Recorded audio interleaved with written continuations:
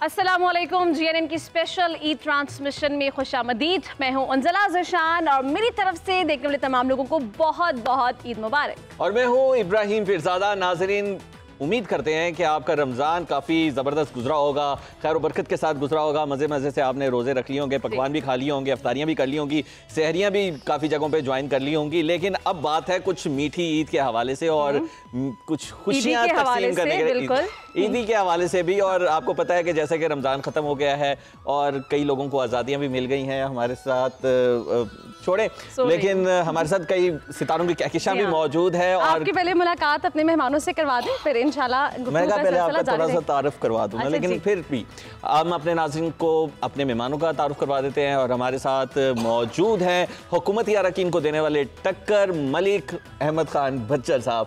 और मलिक अहमद साहब, बहुत शुक्रिया, जिनको देखने से हो जाती है हमारी ज़िंदगी में सुबह सादिक और सबा सादिक हमारे साथ मौजूद हैं। अस्सलाम वालेकुम जी, बहुत शुक्रिया फॉर कमिंग। और ये पार्लियामेंट्री सेक्रेटरी हैं ह्यूमन राइट्स का। अब हम देख लेते हैं और एक्स कोलीग भी रह चुके हैं। बिल्कुल ऐसा है, ज़ाहिर बात है, होना भी चाहिए, ज़रूरी है।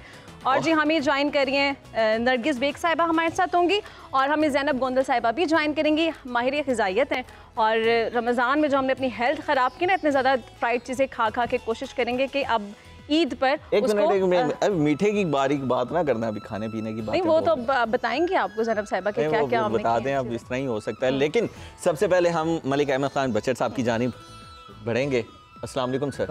सर कैसे हैं आप? ठीक है सर, कैसी गुजरी है आपकी ईद अपनों के बिना? हाँ डेफिनेटली जी, अपनों के बिना ही ईद है। तो वैसे तो ईद हम घर ही करते हैं जी, उधर गांव में। जी जी। तो क्योंकि as a opposition leader Lahore में रहना पड़ रहा है, तो मेरे ख्याल में मियाँ वाली में हम मेरी ज़्यादा जो ईदें हैं वो उधर घर ही होते हैं। सिर्फ 2 आज दिन तक मुझे याद है कि उम्र पे मैं था। अच्छा। तो एक ये ईद तो क्योंकि मियाँ वाली के हैं खान साहब, तो उधर ईद की पिछली खुशी भी ज़रा फीकी रही है और इस दफ़ा भी फीकी लगती है। तो आगे कोई ईद अच्छी लग रही है आपको? अल्लाह करे जी, इंशाल्लाह फॉर द बेस्ट, इंशाल्लाह ताला उम्मीद है जी। और हम अल्लाह के तरफ से यही उम्मीद पे ही दुनिया कायम है। हम अपने केसेस वगैरह का सामना कर रहे हैं। मलिक साहब, आज हमने मायूसी की कोई बात नहीं, अब मैं नहीं कर रहा जी, मैंने तो कहा hope for the best. Madam, आज ईद पहला बात ही उन्होंने ये कह दिया कि अपनों के बगैर जो है ना वो ईद अधूरी लगती है। कुछ करें आप। बच्चर साहब को भी ईद मुबारक और तमाम अहले पाकिस्तान को और आपके नाजरीन को आपके प्रोग्राम की तवज्जुह से बहुत बहुत ईद मुबारक। और अल्हम्दुलिल्लाह अल्लाह ताला ने रमज़ानुल मुबारक के बाद ये बड़े प्यारे खुशी के लम्हात होते हैं। बिल्कुल ऐसे ही। और ऐसे में यकीनन हम सबको इकट्ठे होना चाहिए। बच्चर साहब की बात को आगे बढ़ाते हुए, सिर्फ एक नहीं, बहुत सारे ऐसे घर हैं कि जिनके लोग जो हैं वो उनके लिए उनसे दूर हैं या किसी वजह से, तो वो सब ईद मनाते हैं। अल्लाह का शुक्र है कि मुल्क के अंदर एक ऐसा निज़ाम अब चल रहा है और कोशिश हो रही है कि मुल्क जो है अब तरक्की और सलामती की तरफ जाए इंशाल्लाह। और उसके लिए पूरी एफर्ट्स हमारी गवर्नमेंट कर रही है, सूबे में भी और वफाक में भी अपने तमाम इत्तेहादी जमातों के साथ। तो कोशिश यही है कि मुल्क के अंदर हर दिन हमारा ईद का हो और हर रात शब बारात हो हमारी आवाम के लिए। इसी हवाले से हमारे मुझे बताएं कि ह्यूमन राइट्स के जरिए आप पार्लियामेंट्री सेक्रेटरी हैं, तो कोई ह्यूमन राइट्स के अंदर ईदी वगैरह भी आती है कोई? कितनी? बिल्कुल जी, ईदी होनी चाहिए जी, ईद का दिन है। तो हम लोग उनकी शक्लें देख के आपको नहीं लगता कि हम जरूरतमंद हैं? बात यह है कि इब्राहिम के ईदी तो सबको मिलनी चाहिए। और अब हम एज के इस हिस्से में आ गए हैं, अब हमें तो ईदी का हम सोच भी नहीं सकते हमें कोई ईदी देगा। अच्छा, तो हमारा काम है। मुश्किल होता था सबा जी के ईदी अब छुपाना मुश्किल होता है, क्या ज़्यादा मुश्किल लगता है ये बताएं? देखिए, ईदी देना जो है वो अब अच्छा लगता है। अच्छा मैम, ये बताएगा कि ईद देने का सिलसिला कैसा लगता है आपको? क्योंकि पहले बच्चों को ईदी पे कब्जा हो जाता था, अब ईदी पे कब्जा नहीं होता। बच्चे कहते हैं अम्मी जान रसीदें निकालें। वो तो हर माँ कब्जा करती थी अपने जब बच्चे छोटे होते हैं ईदी के ऊपर। मगर आजकल के ज़माने में आप छोटे बच्चे की ईदी पे भी कब्जा नहीं कर सकते। बच्चे माशाल्लाह बहुत जो विजिलेंट है और IT का दौर है और उन्हें सब पता होता है कहाँ से कितनी। तो घर में कोई बच्चे धरना वगैरह भी देते हैं? क्योंकि ह्यूमन राइट से आपका धरना तो नहीं देते, वो पैसों पे कब्जा कर लेते हैं। लेकिन अब हमें बात को आगे बढ़ाना चाहिए, क्योंकि रमज़ान के अंदर जिसमें सबसे ज़्यादा जिक्र हुआ है वो है फर्शी शलवार का। और उसके बारे में डिस्कस करने के लिए हमारे साथ फैशन डिज़ाइनर मौजूद है नरगिस।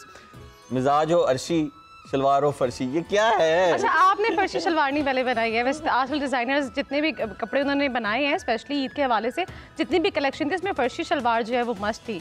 आपने नहीं है? मैंने वेयर नहीं की है बट हमने बनाई है। ऑब्वियसली क्लाइंट की जब रिक्वायरमेंट होती है तो हमें फिर ट्रेंड को फॉलो करना पड़ता है, क्योंकि ऑर्डर्स आते हैं, लोग पूछते हैं, कस्टमाइज भी ऑर्डर्स करते हैं, तो उसके लिए हमें बनानी तो होती है। ऑब्वियसली एक फैशन को फॉलो करना होता है। मैं वही अभी ज़ैनब से ऑफ द कैमरा बात करी थी, आपने फॉलो कर लिया फर्जी शलवार का ट्रेंड। बट ये है कि हाँ ऑब्वियसली मेरा क्योंकि मेन लाइन ही वेस्टर्न है तो मोस्टली मैं वेस्टर्न ही वेयर करती हूँ। अभी हाँ रमज़ान शो में तो सभी विद दुपट्टा 3 सूट ही वेयर किए थे, बट मोस्टली मैं वेस्टर्न ही वेयर करती हूँ। और हम एक्सपोर्ट भी वेस्टर्न करते हैं। फैशन है ये बहुत पुराना है, ये रिवाइज हुआ है। कितना पुराना फैशन है, हम अपनी रूट्स की तरफ वापस जा रहे हैं। एग्जैक्टली, अब बोर हो गई है सारी चीजों से। और मेरी मदर भी मुझे यही कहती है कि ये हमारे टाइम में या तो हमारी नानी दादियों के टाइम का ये फैशन है जो चीजें रिवाइव भी तो होती है ना फैशन की। अगर इंडस्ट्री की बात करें तो एवरी 30 ईयर जो है वो मॉडर्नाइज होके दोबारा से आती हैं। ऑब्वियसली फैब्रिक डिफरेंट हो जाता है, कुछ कट्स डिफरेंट हो जाते हैं, लेकिन कुछ ना कुछ आपका यूनिक रहता है जो आपकी ट्रेडिशन क्वालिटी तो पुराने वाली चीजों की थी ना।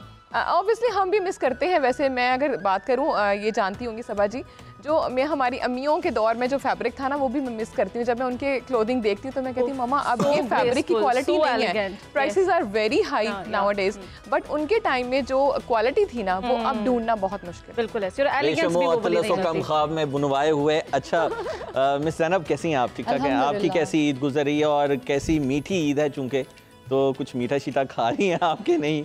आज भी आपने डाइट के ऊपर पूरा ध्यान रखा? मेरा ऑनेस्टली सबसे बड़ा मसला ही ये है, चाहे वो खुशी है गमी है, जहाँ बैठूं मेरे कुछ डालने से पहले ही लोग कहना शुरू हो जाते हैं आप तो नहीं खाएंगी, आप तो नहीं लेंगी, चाहे मेरा दिल कर भी रहा हो, हम ऐसा नहीं पूछेंगे, हम आपको मीठा भी खिलाएंगे। जैसे मीठे की बात हो रही है, इतना मजे का मीठा मेरे पास भी पड़ा हुआ है, खाने से पहले बंदा 10 बार सोचता है अच्छा यार ये वाकई कहेंगे न्यूट्रिशनिस्ट है और खुद खा रही है। लेकिन ऑनेस्टली बीइंग अ न्यूट्रिशनिस्ट कुछ बाउंड्रीज होनी चाहिए।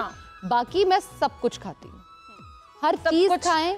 सब कुछ में क्या आता है और जो कुछ बाउंड्रीज हैं उसमें क्या आता है? अब देखें मेरे कुछ ब्रॉटअप में चीजें थी ऑलरेडी जो न्यूट्रिशनिस्ट बनने से पहले से थी, जिसमें ये था कि ना मुझे बचपन से चीनी का टेस्ट दिया ही नहीं गया, ना दूध में, ना दही में, ना लस्सी में, मुझे कभी चीनी का पता ही नहीं था। स्टिल ना हो यार, मुझे पता ही नहीं है कि मीठा क्या है। अब चाय कॉफी जैसे होगी तो मुझे उसमें ये होगा चाय कॉफी अगर मैं ले रही हूँ मीठा नहीं है। यानी कि एक मीठे का स्वाद तुम क्या जानो देव बाबू। ये तो कह सकते हैं बीमारी से बचने का मजा तुम क्या जानो। बिल्कुल ठीक है। एक हमारे इब्राहिम साहब हैं जो कि मीठे में चाय कॉफी लेते हैं। तो मीठे में सब कुछ होना चाहिए, जिंदगी मजा ही मीठे का। ईद भी तो हमने मीठी बनाई है ना, मीठी ईद है और इसमें तो मीठे का बहुत बिल्कुल ऐसा ही है। लेकिन एतदाल के साथ इंसान मीठा होना चाहिए। बट मीठे की ऐसी आदत है, मैं तो ऑब्वियसली घर में कुछ बने बिना सबसे पहले तो लोग ये पूछते हैं ना खाना क्या बना। हमारे घर में उल्टा हिसाब है, ये पूछते हैं मीठे में क्या है, मीठे में क्या है, खाना बने ना बने मीठा जरूर। मेरे पास सवाल है मलिक साहब के लिए। मलिक साहब बहुत चुप हैं। मलिक साहब कुछ सवालात मैं आपसे करूंगी, आपने बस क्विकली उसका जवाब देना है। अच्छा जी, सबसे पहला सवाल ये कि ईद पर ज्यादा अहम क्या है, नए कपड़े या फिर ईदी आपके लिए? देखिए ईदी तो हमारे लिए उस वक्त अहम थी जब हम लेने वाले थे, अब नहीं है। अब तो डेफिनेटली जब बंदा देने वाला होता है तो खुशी भी नहीं रहती। अब प्रायोरिटीज जो है चेंज होगी। ठीक है। अच्छा, ईदी मिलने के बाद पहले क्या करते हैं? सबसे पहले गिनते हैं या फौरन खर्च कर देते हैं? उस दौर की बात चलें कर लें, जब ईदी मिलती थी तब क्या करते थे? नहीं, वो गिन के पास रखते थे, छुट्टियां खत्म होती थी बच्चों में से इधर लाहौर आके खर्च करते थे। वाह जी वाह। अच्छा, तो कितनी हो जाती थी सर? जमाने में देखिए वो जमाने में एक ना कनेक्शन था, यानी आपके दूर के रिश्तेदार भी ईदी देते थे, तो उस जमाने में भी बहुत जाती थी। मुझे याद है कि मुझे 2000 रुपए बचपन में ईदी हुई तो मेरी जेब नीचे हो गई थी यार, यही होती थी यार, 1000-2000 हो जाती थी। लेकिन वो एक टाइम था जो कि आज तो मेरे ख्याल में हम जो बच्चों को, आज के जो बच्चे हैं उनकी तो समझ लें कि 5000 तो डेली वैसे ही उनकी पॉकेट मनी है। बिल्कुल ऐसे। अच्छा मलिक साहब, कोई ऐसा रिश्तेदार याद हो आपको जिससे ईदी निकलवाना बहुत बड़ा टास्क लगता हो? मेरे एक वालिद साहब के कज़न थे। अच्छा।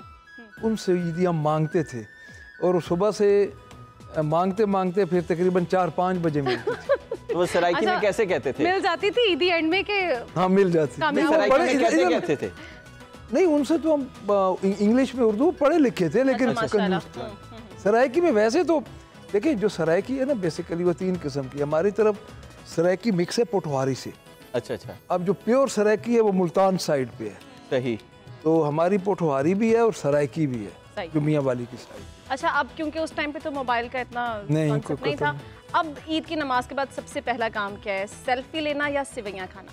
नहीं, अब जो ईद की नमाज के बाद है ना, ईद की नमाज के बाद जो पहला काम होता था, ये 9 मई से पहले तो ईद की नमाज के बाद बड़े करो फर्ज से बंदा बैठ जाता था, दोस्त अहबाब मिलते थे, तो इसके बाद चूंकि चेंज हो गया है तो पिछली ईद भी दौड़ते हुए बस भागते दौड़ते ही गुजरी है और ये ईद भी ऐसे ही भागते दौड़ते ही गुजर रही है। ठीक है, जब मेहमान आ जाएं ईद पे अगर घर पे तो ईदी ना दें तो दिल में क्या ख्याल आते हैं उनके बाद? उस वक्त नहीं, वो तो नहीं पसंद आते थे जब नहीं पसंद आते थे। फिर मलिक साहब क्या कोई हरबे तो नहीं ऐसे करते थे कि बस भगाएं, नहीं दी तो देनी नहीं है फिर आके बैठ नहीं नहीं, हाँ वो बस उस वक्त क्योंकि ये चीज़ें नहीं थी ना, ये कि ईद कार्ड होता था, आज वो नहीं है, अब व्हाट्सअप आ गया है, तो अब मेरे ख्याल में फासले बढ़ गए हैं और वैसे इंसान नज़दीक आ गया है, लेकिन कुर्बतें दूर हो गई। जो दूर हैं उनसे कनेक्शन मजबूत हो गया, जो नज़दीक है उनसे कहीं डिस्कनेक्ट हो गए। अच्छा वजीर साहब, एक और बात जी कि बचपन में छत पे झंडा लगाना पसंद था या गाड़ी के ऊपर अब झंडा लगाना पसंद है?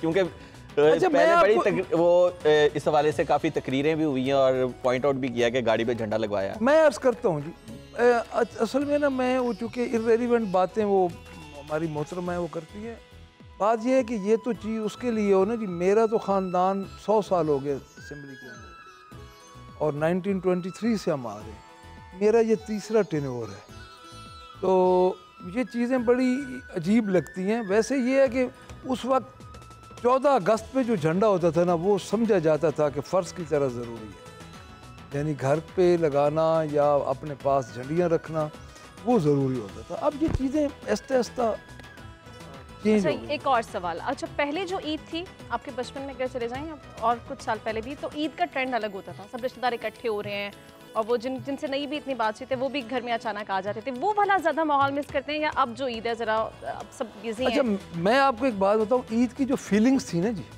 बहन हमारी बैठी है मेरी जी, ईद की फीलिंग्स आती थी जब आपके बड़े हों, ऐसे ही बहुत प्यारी बात, वो आपको एक फीलिंग्स आई कि वो बड़े हैं, हम उनसे कोई चीज़ मांगे।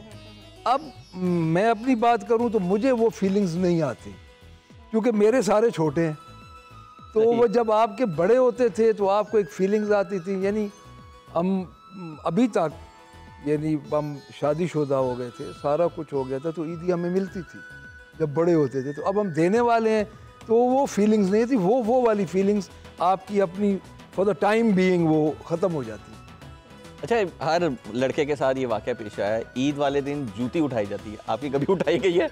नहीं, हमारा सुबह नहीं, जूती मस्जिद से जूता ईद पढ़ने जाता है। हमारी जो देहात की मस्जिदें होती हैं ना जी, उसमें थोड़ा सा कंसेप्ट और होता है, क्योंकि उसमें चंद लोग ही होते हैं, यानी हमारे गांव की मस्जिद है, जाएगा तो किधर जाएगा, वो किधर जाएगा, वो तो दूसरी गली में पता चल जाएगा, पकड़ा जाएगा। हाँ जी, पकड़ा जाएगा।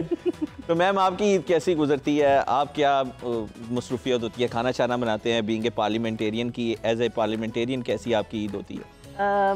इब्राहिम, मेरी ईद थोड़ी सी मुख्तलिफ होती है, घर पे तो फोकस यकीनन होता ही है, घर में खाने भी बनते हैं और बनाती भी हूँ, being a mother, being a house wife, ये सारी चीज़ें देखनी पड़ती हैं, मगर चूँकि पूरी ज़िंदगी एक पॉलिटिकल वर्कर के तौर पे रही और कुछ ना कुछ समाजी तौर पे भी काम में हिस्सा लिया, मेरी ईद जो होती है वो कुछ ऐसे इदारों में गुजरती है जहाँ पे वो बच्चे जो बेसहारा होते हैं या ऐसे बुज़ुर्ग हज़रात जिनके लवाहिकीन उनको वहाँ छोड़ जाते हैं या किसी भी वो अपनी फैमिली इश्यूज़ की वजह से आ जाते हैं, तो मैं ज़्यादातर अपना टाइम ईद का सुबह घर में नाश्ता वाश्ता दे के सारों को तैयार श्यार करके, जिसने आराम करना है वो आराम करे, जिनमें मेरे तो घर वाले शिकवा नहीं करते कि ईद वाले दिन तो घर में रह लो? वो मुझे सपोर्ट करते हैं, शुरू से सपोर्ट करते हैं, और फिर उसके बाद मैं उन इदारों में चली जाती हूँ और फिर मैं अपना टाइम उनके साथ, अच्छा टाइम दोपहर लंच तक, फिर मैं लंच उनके साथ करूँगी या शाम को उनके साथ डिनर करूँगी, तो फिर मैं उसके बाद फिर अपनी फैमिली अच्छा वक्त को थोड़ा सा रिवर्स गेयर लगाते हैं, ज़रा पीछे जाते हैं, ये बताएं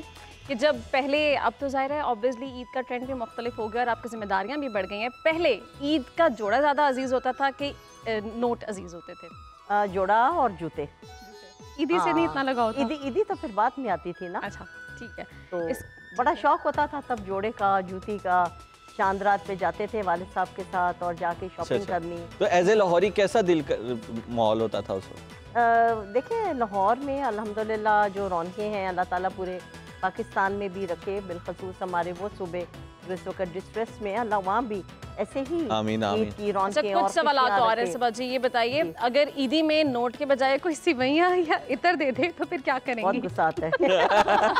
यानी मिल चुके हैं पहले, ऐसे हुए ऐसा कभी?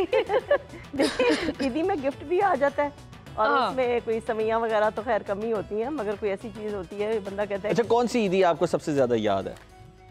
ईदी मुझे कौन सी सबसे ज़्यादा याद है? तकरीबन बचपन में तो हर ईदी याद होती है, और जैसे अभी हमारे भाई बात कर रहे थे, वालिद साहब से ईदी लेना हमारे लिए भी बड़ा मुश्किल होता था। हमें बहुत तंग किया करते थे। तो कभी उन्होंने हमें छोटा नोट दे देना और हमने बैठे रहना, डैडी ईदी दे दें, ईदी दे दें, तो अल्लाह ताला उनकी बख्शिश फरमाए। तो बाकी तो इर्द गिर्द से ईदी मिल ही जाती थी फैमिली से। अच्छा, ईद की सुबह किसका मूड सबसे ज़्यादा ख़राब होता है, जो सबसे पहले जागे या जो सबसे कम ईदी ले?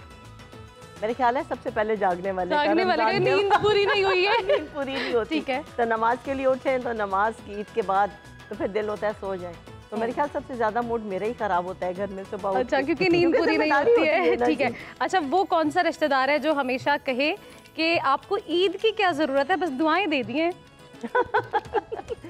ऐसे बहुत सारे आजकल रिश्तेदार होते हैं। यस, तो फिर उनके साथ कैसे डील किया कभी ऐसा? देखिए, अब एज के साथ साथ ये चीज़ें अब हमारे ऊपर भी लागू हो रही हैं। अब हम उस एज में हैं कि अब हम ईदियाँ देते हैं और फिर हम कोशिश करते हैं कि दुआओं से गुजारा हो जाए, मगर कोई दुआओं से गुजारा नहीं होता, हमें ईदी देनी पड़ती है। अच्छा, अब ईदी मुझे सिर्फ 2 जगह से मिलती है और वो ईदी का इंतज़ार होता है, एक वालदा की तरफ से और एक मेरे भाई की तरफ से। माशाल्लाह। तो हस्बैंड नहीं देते? ईदी वो भी देते हैं, मगर उनकी ईदी जो होती है वो हर महीने मिलती है। हाँ, स्पेशली जो पेरेंट्स की तरफ से आ रही होती है वो फिर उसकी तो क्या ही बात है ना। अच्छा, ये बताएं, ईद पर अगर किसी सहेली का जोड़ा आपसे ज़्यादा अच्छा हो जाए या किसी कज़न का आपसे ज़्यादा अच्छा हो जाए तो कभी सोचा कि यार शिट? देखें, जोड़ों के मामले में मैं बड़ी टची होती हूँ, हर खातून होती है। हर खातून, बिल्कुल। खवातीन का ये बड़ा वो कह लें कि आप सेंसिटिव पॉइंट है। अच्छा, हमारा ईद पे जूते का मसला होता है, तो आप लोगों का सूट का मसला होता है। हमारा यकीन, तो आप ये बताएंगे ईद पे कभी ऐसा हुआ है कि दर्जी ने सूट ही ना दिया हो या इत्तेकाफ बैठ गया हो? नहीं, वो ऐसे हुआ है 1-2 दफ़ा, मगर बस फिर गुजारा करना पड़ा है, क्या करें। ये हम सब खवातीन का टेलर का प्रॉब्लम है, मगर ये है कि अल्लाह का शुक्र है कि ईद हमारी हमेशा अच्छी गुजरी। और अच्छा, मिस करती हैं पहले वाले टाइम को अब ज़्यादा, क्योंकि रिस्पॉन्सिबिलिटीज़ हाँ, ये आप मेरी एज के हर बंदे से पूछेंगे तो वो बताएगा कि हम अपने बचपन और बचपन की छोटी छोटी खुशियाँ, और वो वक्त भी बहुत अच्छा था, सादा वक्त था। और उस वक्त में बहुत छोटी खुशियाँ सेलिब्रेट की जाती थी। अब बच्चों की वैल्यूज़ बहुत चेंज हो गई हैं, अब उनकी खुशियाँ भी चेंज हो गई हैं, और अल्लाह ताला सबको खुश रखे। तो यकीनन हम उस वक्त को बहुत मिस करते हैं, बचपन को मिस करते हैं, ईद की उन रौनकों को मिस करते हैं। चांद रात घरों में होती थी, अब बच्चे जाके तो बाहर मैकडॉनल्ड्स चले जाते हैं या ऐसी जगहों पे जाके खुश होते हैं। तो तब ये चीज़ें नहीं थी, ये सहूलियात नहीं थी। घरों के अंदर एक फैमिली जो सिस्टम था बहुत स्ट्रॉन्ग था। अब चाट खानी, लोबिया खाना, आइसक्रीम खानी, हाय हाय हाय, क्या बताओ। लेकिन ज़ैनब, आपकी ईद कैसी गुजरती थी? आपने कभी लोबिया शोबिया खाया था, चना चाट वगैरह? ऑफ कोर्स बहुत ज़्यादा। मुझे तो ये याद है कि अभी भी जितने भी कज़न्स हैं हम सब इकट्ठे होते हैं चांद रात पे, स्पेसिफिकली खाना पीना भी उसमें चल रहा होता है, मेहंदी चूड़ियाँ ये सब भी चलता है। और खाने से अगर हम बात करें तो मेरा ख्याल है खाना जो है वो चांद अनाउंसमेंट के बाद से लेके सुबह फजर तक चलता है खाना पीना, और उसके बाद नींद चलती है। लेकिन ये है कि उसके बाद फिर उठ के तैयार होना, फिर खाना पीना स्टार्ट करना, वो एक ज़रा डिफरेंट रूटीन हो जाती है। अच्छा, इस एक बड़ी एज होती है तो उसमें होता है कि यार इससे ईद ना मिले तो बंदा बेहतर ही है यार, इसको ईद देनी पड़ जाएगी। अच्छा, जब आप छोटे हैं, चूँकि आपकी एज भी इतनी नहीं है, तो आप बड़ों से जब मिलती हैं तो कोई ऐसा बड़ा नज़र आता है कि यार ईद नहीं इनसे मिली? अच्छा, मेरा मसला जो है वो ये है कि मुझे लगता है मेरी एज में ना आपको जो आपके छोटे छोटे कजन्स और वो होते हैं ना, वो लेने वाले भी होते हैं और आप ले भी रहे होते हैं। तो उसमें मजा ये आता है कि कैश फ्लो चल रहा होता है, बड़ा नोट आता है, आगे छोटा नोट जा रहा होता है, तो ये बड़ा सुकून है और मजे। अच्छा, कुछ सवाल आते मेरे ज़ैनब, आप बताइए, ईदी का सबसे बड़ा दुश्मन कौन है, अम्मी, अब्बू या वो छोटा कजन जो अपना हिस्सा मांग लेता है? मैं अपनी ईदी की खुद ही बहुत बड़ी दुश्मन हूँ, क्योंकि मैंने डिसाइड किया हुआ होता है मैंने क्या क्या लेना है ईदी से। अच्छा, यानी कि चेकलिस्ट पहले बनाई हुई है? Of course. इस दफा गया बहुत सारी चीजें हैं। ओके। अच्छा, कोई रिश्तेदार अगर कहे बच्चों को ईदी दे दी है और आपको ना मिली हो तो रद्द-ए-अमल क्या होता है? अच्छा, मेरा तो जो है ना बड़ा आगे से एक मेरे अंदर का मज़ाहिया इंसान ऑन हो जाता है, जो कि अगले को इतना तंग और टॉर्चर करता है जब तक ईदी मिल ना जाए। कैसे? जैसे मुझे भी बताएं, मैंने भी करना है कुछ लोगों को। आई feel like totally next person पे डिपेंड करता है कि वो आपको कैसा ट्रीट कर रहा है। यानी कि बड़ों को कह दिया कुछ भूल रहे हैं आप, कुछ भूल रहे हैं। सही ठीक है। हाँ सॉर्ट ऑफ। अच्छा, सबसे बुरा ख्वाब, ईद के दिन कपड़ों पर सालन गिर जाना, या जेब से ईदी के नोट ही गुम हो जाना, या पर्स से चोरी हो जाना? ईदी गुम हो जाना। ईदी गुम हो जाना। जोड़े की कपड़े तो मैं और निकाल के पहन लूंगी कबर्ड से, पैसे नहीं जाने चाहिए। अच्छा, सबसे बड़ा टास्क ईद के दिन क्या होता है? नए कपड़ों में आरामदेह महसूस करना, या सलामी के बहाने ईदी लेना? मेरा ख्याल है नए कपड़ों में जो है ना वो कंफर्टेबल होना बहुत मुश्किल अच्छा भी लगता है। अच्छा, वैसे ईदी भी आप कपड़ों में खर्च करती हैं, क्योंकि खाने पीने के लिए तो आप वैसे न्यूट्रिशनिस्ट है, तो इतना खाबा चाबा नहीं खाती होंगी। मैं खाना मतलब एज इन क्वांटिटी में कम खाती हूँ, लेकिन क्वालिटी में डिफरेंट चीज़ें ट्राई ज़रूर करती हूँ। डिफरेंट कुजीन्स होते हैं, तो कुजीन्स पे जब आप इन्वेस्ट करते हो तो वो अच्छा खासा हो जाता है। कस्टमर का फोन तो नहीं आता ईद वाले, ये क्या सी दिया भाई? नहीं, अल्हम्दुलिल्लाह मेरे क्लाइंट्स काफ़ी पुराने हैं जो मेरे साथ लास्ट 8 ईयर से चल रहे हैं, तो अल्हम्दुलिल्लाह हम बिफोर 2 डेज ईद से पहले हम वाइंड अप कर देते हैं सारा, बिकॉज लास्ट के 2 to 3 डेज होते हैं वो हमारे पर्सनल काम के होते हैं। लाइक मेरा ड्रेस, मेरी मदर का ड्रेस, भाभीियों का ड्रेस, तो वो आखिरी 2 दिन मैंने अपने लिए रखे होते हैं सेव। यानी कि आप भी बुकिंग क्लोज का बोर्ड लगा देते? बुकिंग क्लोज तो हम कर चुके हुए थे पहले ही, काफ़ी पहले। अच्छा, वैसे एक बात है कि आज तक मैंने किसी भी ये फैशन इंडस्ट्री से ताल्लुक़ रखने वाला या फिर ये स्टाइलिंग इंडस्ट्री जिसमें बार्बर्स हो जाते हैं, इनको इत्तेकाफ बैठे नहीं देखा। वजह क्या है? हम नहीं बैठ सकते, हम इत्तेकाफ बैठ गए तो सारे क्लाइंट तो बस आ जाएंगे मेरे घर के बाहर। मसला हो जाएगा। ठीक है, अच्छा कुछ सवालात आपसे मेरे। आप ये बताइए कि ऐसा कौन सा कज़न है जो हर ईद पर कसम खाकर कहता है बस अगले साल मैं बड़ा हो जाऊंगा और फिर मैं ईदी नहीं लूंगा? लूंगा, ऐसा तो कोई भी इतना अच्छा नहीं है जो कहे मैं ईदी नहीं लूंगा। सभी लेना चाहते हैं, सभी छोटे। अच्छा, कोई मेहमान आकर अगर कहे कितने बड़े हो गए हैं अब आपको ईदी नहीं मिलेगी, तो दिल में क्या ख्याल आता है? वो आज तक जाता क्यों नहीं? ठीक है, बिल्कुल। ओके, वो कौन सा रिश्तेदार है जो 5 रुपए की ईदी देकर ऐसे देखते हैं जैसे अपनी पूरी जायदाद आपको दे दी है? दिल में नाम है पर ले नहीं सकती। घर भी आज आप ले दे नाम, कोई बात नहीं, बता दे। घर भी जाना है, घर जाना है, ईद खराब नहीं करनी, लड़ाइयाँ नहीं करवानी हमने किसी की। अच्छा, कोई रिश्तेदार सलाम करे और ईदी ना दे तो दिल में क्या जवाब आएगा? जज़ाकल्लाह या मैं बदला लूँगा? नहीं, फ्रेंकली स्पीकिंग मेरा शुरू से ही मुझे खुद पर्सनली पसंद है कि मैं गिफ्ट दूँ और ईदी दूँ। आई डोंट नो व्हाई, लेकिन मुझे ईदी लेने से ज़्यादा ईदी देना, बांटना पसंद है। कब आए आप? बिकॉज नहीं, बच्चों को, बिकॉज नाउ अल्हम्दुलिल्लाह आई एम अ मदर और ही इज़ 7 माशाल्लाह, मेरा बेटा 7 साल का है, तो मैं पुप्पो भी हूँ, माँ भी हूँ, तो ऑब्वियसली मुझे शायद वो फीलिंग्स एक जो आपके अंदर जनरेट हो जाती हैं, तो वो ईदी बांटने वाली फीलिंग्स आता है। तो हमारे साथ गेस्ट भी मौजूद हैं, डिस्कशन भी जारी है, हमें एक छोटी सी ब्रेक लेनी है। नाज़रीन, स्टे विद अस।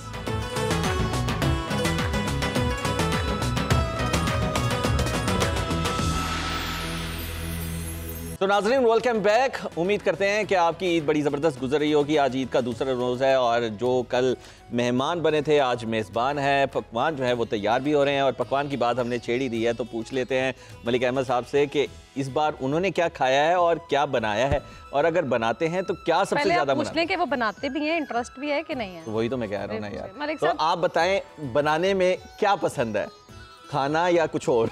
नहीं, मुझे तो जो बना बनाया मिल जाए वो ज्यादा पसंद है। अच्छा, कभी नहीं कुकिंग की? कभी नहीं कुकिंग मैंने की है। अच्छा। कुकिंग मैं हॉस्टल में रहा हूँ, कुकिंग डेफिनेटली की है।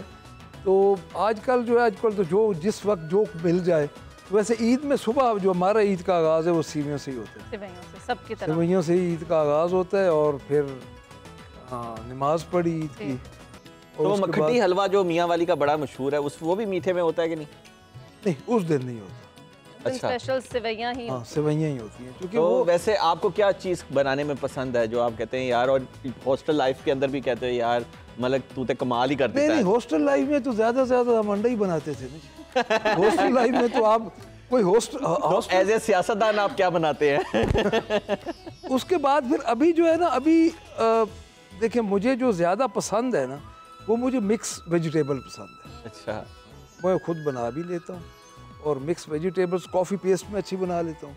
अच्छा, वाह। वो मैं अपने लिए बनाता हूँ, फिर सर्दियों में रख देता हूँ। तो हमारी दावत कब करें आप? आप जब आएँ, नेक्स्ट आपकी दावत करते हैं इंशाल्लाह। अच्छा सर, मुझे ये बताएं कि पिछले दिनों आपने वाइट पेपर जारी किया, तो हॉस्टल की बात शुरू है, कोई लव पेपर भी आपने कोई जारी किया कभी? आपका ख्याल है कि मैं घर ना जाऊं? वैसे कोई वाकया अगर आप शेयर करना चाहें, कोई नहीं, कोई ऐसा नहीं है। हाँ। लेकिन अब वो एक टाइम था, वो गुजर गया। उस टाइम में ज़्यादा ये था कि जो स्कूल कॉलेज और ये यूनिवर्सिटी ये जो टाइम होता था, उस टाइम चूँकि सोशल मीडिया नहीं था तो ज़्यादा लिखाई से काम होता था, तो वो फिर बहुत ज़्यादा हो जाता था कभी कभी। अच्छा ये बताइए, जब आप ऑब्वियसली जब यूनिवर्सिटी लाइफ में थे या कॉलेज लाइफ में थे, तब आपने यही सोचा था, यही एक लाइन थी कि मैंने सियासतदान बनना है, या कुछ और माइंड? नहीं, ये सोचा नहीं था। देखिए हमारे जो कि पॉलिटिकल फैमिली है, एक बैकग्राउंड है, तो उस वजह से किसी न किसी ने ख़ानदान में आना होता है, तो वो मेरा पूरा फाल निकला हुआ है, जब तक निकला रहेगा मैं। तो ये मजबूरी थी कि ये खुद साख्ता फैसला? वैसे मैं ना ज़ाती तौर पे कोई इस काम के लिए कोई ज़्यादा फिट नहीं हूँ। ओके। अच्छा उसके बाद बहुत बड़ी बात कर रहे हैं, जिम्मेदारी आपके पास बहुत बड़ी है। नहीं मैं अर्ज़ कर रहा हूँ ना, मेरी और जब खान साहब के साथ मेरी कुर्बत हुई कोई 2002-03 से, उसके बाद फिर उनके साथ ही मैं, क्योंकि मियाँ वाली के भी थे, तो फिर इस तरफ दिलचस्पी भी पैदा हुई। फिर खान साहब ने कहा कि 2013 का इलेक्शन भी लड़ो। फिर अभी तक तो अल्लाह ताला ने ये करम किया कि जो लड़ा है वो जीते ही। अच्छा सर, आपकी जिस नशिस्त पे आज आप काम कर रहे हैं, उसी नशिस्त पे मियाँ महमूद रशीद साहब भी थे, और जब हुकूमत बनी बड़ी देर बाद तो मौका नहीं मिला उनको उस तरह से, जिस तरह बुज़दार साहब का एकदम से पूरा निकला है। तो उम्मीद कर रहे हैं कि जिस तरह आप हार्ड टाइम देख रहे हैं, तो आपको भी कोई रिवॉर्ड मिलेगा पार्टी में? मैं अर्ज़ करता हूं आपकी भी ईद हो जाएगी पार्टी में? नहीं, मैं अर्ज़ करता हूँ इसमें ना, मैं मियाँ महमूद रशीद साहब के साथ भी मैंने काम किया, उस वक्त भी मैं MP था उनके साथ। असल में बात यह है जी कि ये जब बंदा एक स्टेज पे पहुंच जाता है कि जब ये ओहदे को ज़्यादा अहमियत नहीं रखते, पहली बात। दूसरी बात, बेसिकली अपोजिशन की टीम और होती है और गवर्नमेंट की टीम और होती है। सही, ये एक फैक्ट है कि अपोजिशन में जो होते हैं वो को ज़रूरी नहीं कि गवर्नमेंट में भी उन्हीं ओहदों पे हो जो उम्मीद की जा सकती है कि ये अपोजिशन से उन ओहदों पे आएंगे। तो मेरा ख्याल है ये पार्टी के फैसले हैं। अब चूँकि हमारी ज़्यादा सीनियर लीडरशिप हाइट थी, तो सर एक आखिरी सवाल, माजी में जाना चाहते हैं, किस चीज़ को चेंज करेंगे और किससे क्या रिक्वेस्ट करेंगे कि यार इसको चेंज करना? पॉलिटिकली या जैसे आपके ज़िंदगी का कोई भी एक चीज़ जो आप समझते हैं कि मुझे अगर मौका मिले कि कभी मैं पास मैं किसी को समझा दूंगा यार ये ना करो, और या फिर माजी में जाके ये खुद जाके ठीक कर। अच्छा, मैं अगर आप पॉलिटिकली समझें तो जो मेरे ऊपर जो गुजरी है ना जी, मैंने बड़ा टफ टाइम लास्ट 2 ईयर से गुजारा है, और मैं बिल्कुल भी ये उम्मीद नहीं कर रहा था कि जो हमारा बैकग्राउंड, सामने तो कभी इस तरफ एक मामूली सा पर्चा भी हमारे ऊपर FIR नहीं हुई थी पिछले, जब से हम पॉलिटिक्स में आए। तो मैं कम से कम ये जो है ना, ये जो पॉलिटिकली विक्टिमाइजेशन है ना, इसको मैं ज़रूर कहूँगा कि हमें इस पर नहीं करना चाहिए, क्योंकि इसमें लोग बड़े सफ़र होते हैं, और इस दफ़ा तो टोटली लोगों की ज़िंदगी चेंज हो गई ना।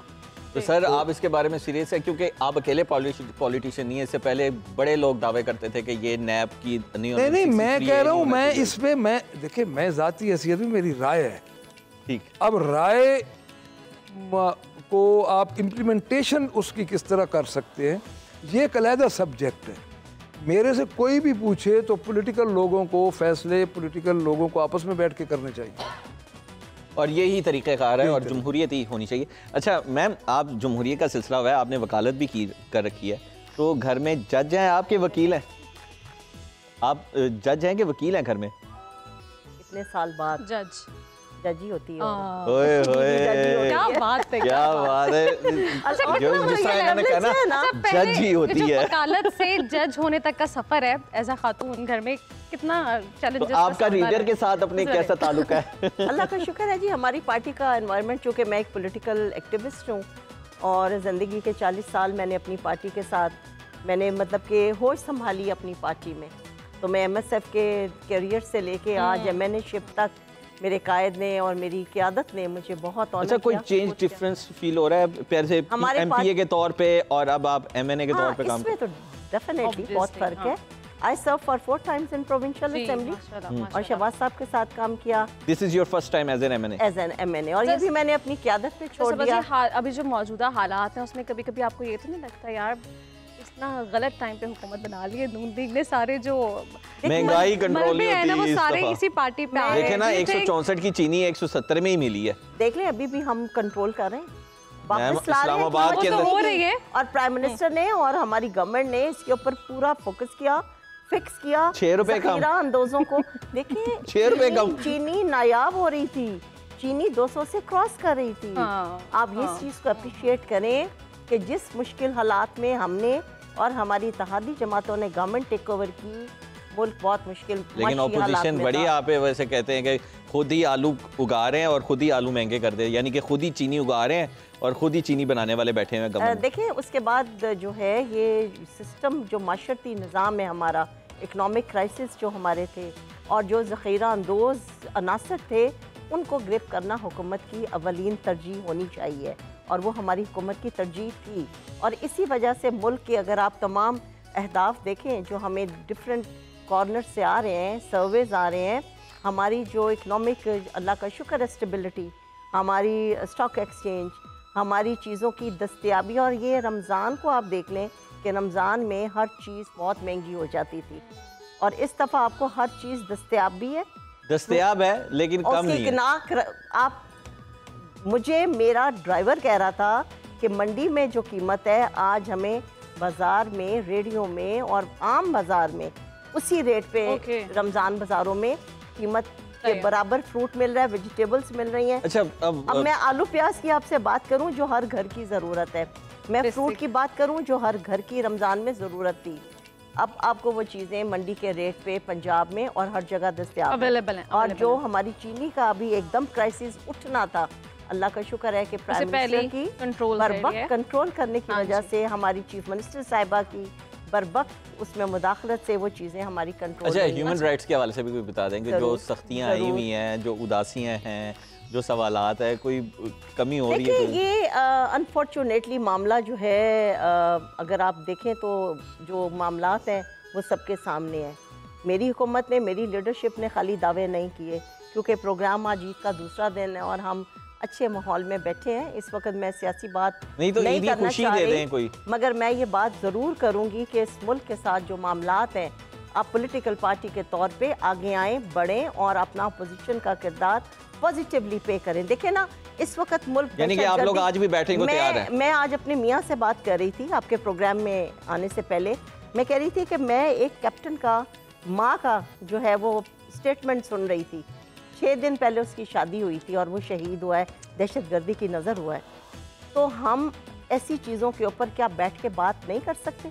क्या अपोजिशन का काम नहीं कि हमारे साथ बैठे और मुल्क इस वक्त जहाँ पे आग लगी है उसको, आग को बुझाने में अपना किरदार अदा करें? हमें सबको मुत्तहिद होना पड़ेगा और हमारी पाक फौज जिस तरह इस वक्त कुर्बानियाँ दे रही है हमारी सरहदों को महफूज करने के लिए, अंदरूनी जंग को ख़त्म करने के लिए, हमें चाहिए उनको भी शोधा को सलाम है, बिल्कुल सैल्यूट पेश करें। बिल्कुल ऐसा ही है। मैं तो यही कहूँगी कि इस वक्त तो मेरी तो रूह भी काम जाती है जब मैं वो मामला देखती हूँ टीवी पे के जैसे आज हम ईद मना रहे हैं और वो सरहदों पे बैठे हुए हैं और हमारी हिफाजत के लिए बैठे हैं, और जिनके बच्चे शहीद हुए हैं, जिनकी बीवियाँ बेवा हुई हैं और जिनके वालिद कहते हैं कि मैं पहले तो सुन के काम किया, मेरी रूह निकल गई कि मेरा बेटा शहीद हुआ, फिर पता लगा कि उसने अपनी जान जो है मुल्क की हिफाजत के लिए दी, तो मेरा सर फखर से बुलंद। वो भी जज्बात है, बहुत बड़ा दिल चाहिए। अब देखें ना, हम उसके अंदर भी शामिल नहीं होते। हम एक बंदे की बात करते हैं तो मैं इन चीजों के ऊपर एतराज और हमारे शोधा को सलाम है और गाजियों को जो है खिराज तहसीन है। ज़ैनब, मुझे बताइएगा, जैसा कि आपने पहले बात की थी ब्रेक से पहले कि आपको मीठे के टेस्ट का नहीं पता होता था, तो जब सवाल आता था कि शुगर का जायका क्या है तो क्या कहती थी? नहीं, अभी जैसे चीनी का बहरान, अगर आप मेरी माने तो मुल्क में से बहरान 2 दिन में खत्म हो जाएगा। चीनी का इस्तेमाल बंद कर दे, देखे वाफिर होती है नहीं होती। ये बात है, सेहत की सेहत, लोग सेहतमंद, डायबिटीज का खात्मा हो जाएगा और बिल्कुल आप जो है। अच्छा, ईद है, ईद यानी कि आप 2 वक्त की रोटी भी 1 वक्त पे ले आएंगी? नहीं, मैं रोटी के बिल्कुल खिलाफ नहीं हूँ, मैं बल्कि 2 वक्त की रोटी शायद 3 वक्त की लोगों को कहूँगी खा लो, इतनी खाओ कि आंखें भी भरे, पेट भी भरे और दिल भी भरे।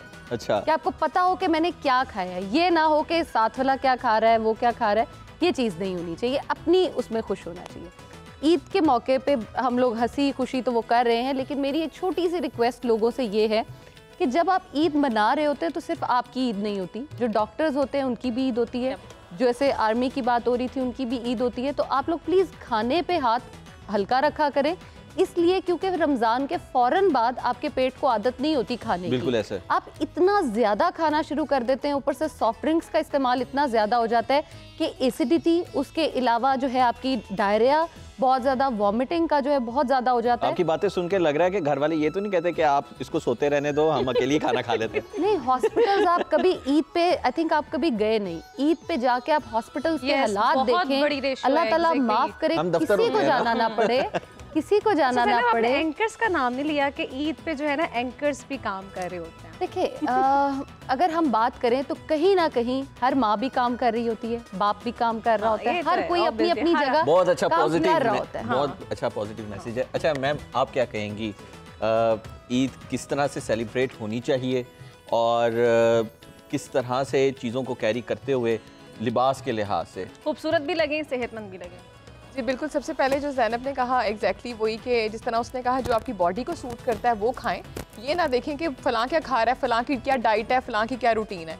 तो सेम एज इट इज़ इसी को सेकंड करूंगी कि जो आपकी पर्सनैलिटी, आपकी height according to your complexion, according to your environment और अपनी कंफर्टेबल जो आपका लेवल जोन है आप उसमें रहते हुए पहने जो भी पहने। प्लस एक बात ज़रूर ऐड करना चाहूँगी, जो लोग आपके साथ अटैच हैं, जैसे आपके वर्कर्स हैं, आपके मुलाजमीन है घर में, आपका स्टाफ है, उनके और उनके बच्चों के भी ईद के नए कपड़ों का ख्याल करें। जितना आप अफोर्ड कर सकते हैं, जितना आपकी जेब की इस्तेदात है वो ज़रूर करें। सबके साथ मिलकर खुशियाँ मनानी चाहिए ईद की। नाज़रीन, छोटी सी ब्रेक है और ब्रेक के बाद ट्रांसमिशन का सिलसिला जारी रहेगा। नए गेस्ट हमें ज्वाइन करेंगे। छोटी सी ब्रेक के बाद नए सितारों की क्या किस्सा होगी, कहीं ना जाएगा, स्टे विद अस।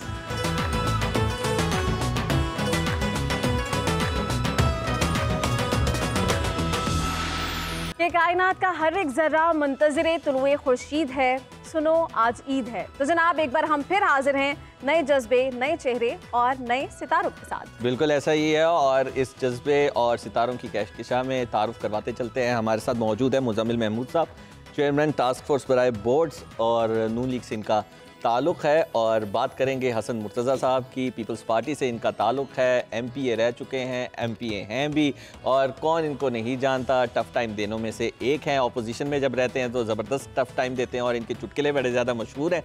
और दूसरी जानिब हमारे साथ पाकिस्तान की फ़िल्म इंडस्ट्री के सुल्तान रही के साहिबजादे हैदर सुल्तान रही मौजूद हैं। सर बहुत शुक्रिया आपके कीमती वक्त का भी, आपने ईद की खुशियों में हमारे साथ शरीक हुए। और हमारे साथ मौजूद हैं मोहसिन फ़ियाज़ साहब, एक नामवर गुलकार हैं, फ़नकार हैं और बहुत खूबसूरत आवाज़ के मालिक हैं। सबसे पहले हम मुज़म्मिल साहब की जानिब बढ़ेंगे और मुज़म्मिल साहब से जानेंगे। सबसे पहले तो मुज़म्मिल साहब ईद मुबारक आपको। थैंक यू, आपको भी बहुत बहुत मुबारक। कैसा गुजर है आपका ईद? बहुत शानदार है जी, अल्हम्दुलिल्लाह। ये खुशियों की ईद है, खुशियाँ बांटने की ईद है। तो ये दिन बहुत शानदार गुजरा अल्हम्दुलिल्लाह। तो आप भी मुस्लिम लीग नून के एक प्रोफेसरों में से एक प्रोफेसर हैं, तो एज ए प्रोफेसर कैसी आपकी ईद गुजर रही है?